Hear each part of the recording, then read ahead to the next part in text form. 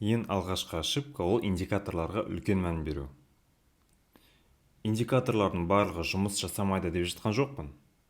Бірақ та индикатор қалай жұмыс істейтінін есімізге түсірейікші ең алдымен. Индикатор ақпараттың барлығын графиктен алады. Ал график бұл бізде история, яғни өткен шақ. Сонда, өткен шақтағы ақпараттар бізге қалай болашақты болжай алады? Осы жерде логически ойлаңыздар.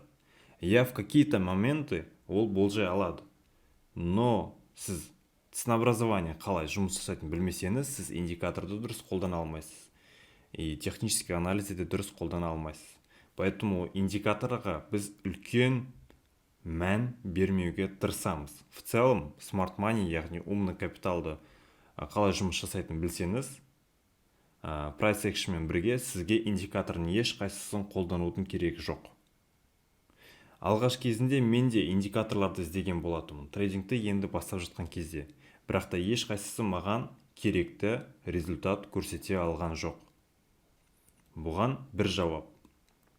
Ценообразование қалай жұмыс істейтінін түсінбеу, индикаторға аса қатты сену болды.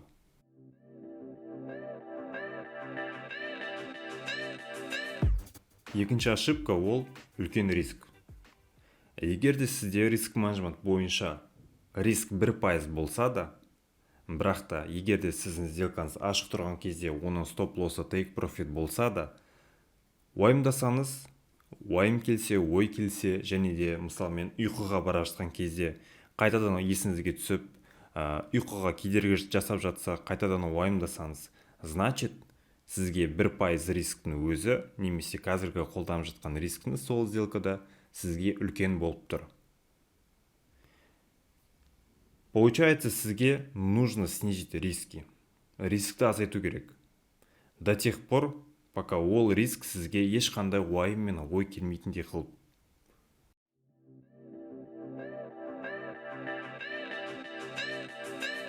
Үшінші ошибка ол басқа таймфреймдерге қарамау және оларға анализ жасамау.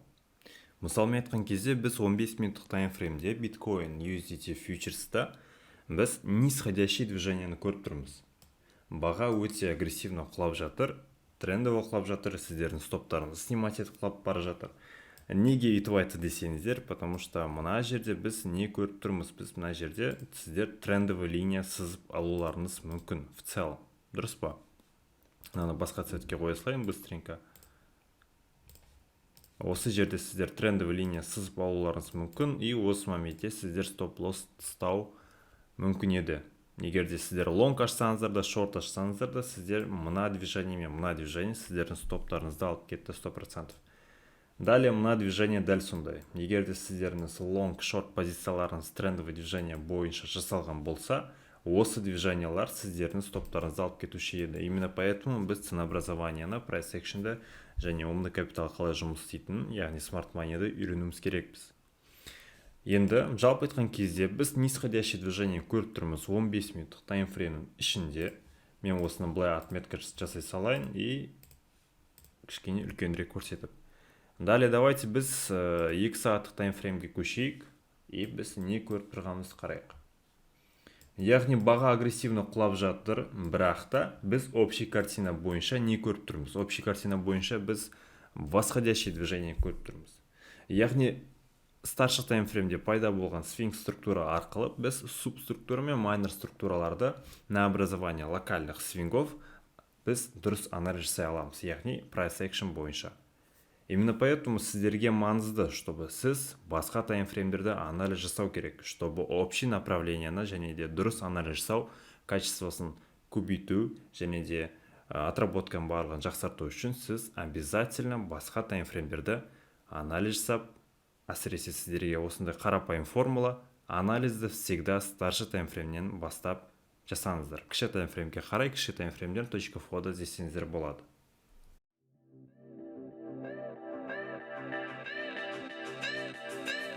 Төртінші ошибка ол эмоциональды паров. Эмоцияны контролировать ете алмау.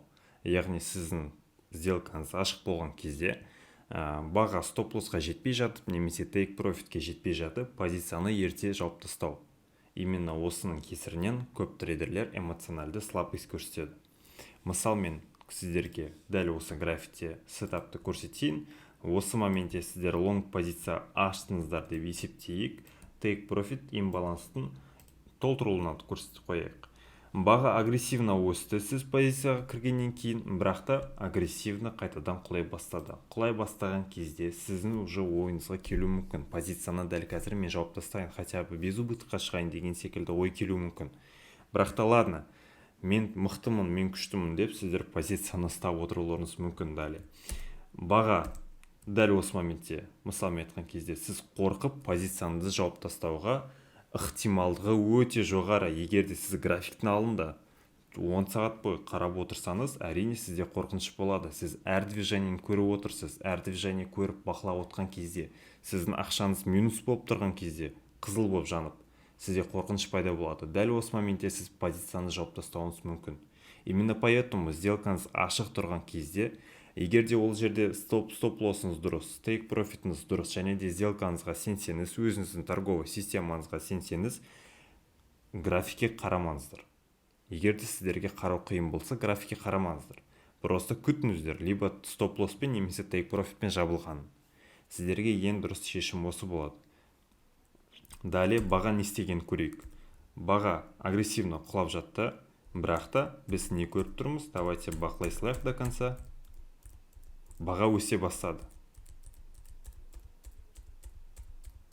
Баға өсті. Былайша айтқан кезде, егер де сіз осы моментте стоп лоссқа келмей жатып, убытықке жауып тастасаңыз, и потом баға өсіп кетсе, сіз өзіңізді кінәлайсыз. Именно поэтому сіз эмоцияны контролировать ете алуыңыз керексіз. Егер де сіздің торговый системаңыз дұрыс болса, графикке қарамауға тырысыңыз. Егер де сізге қарау қиын болса.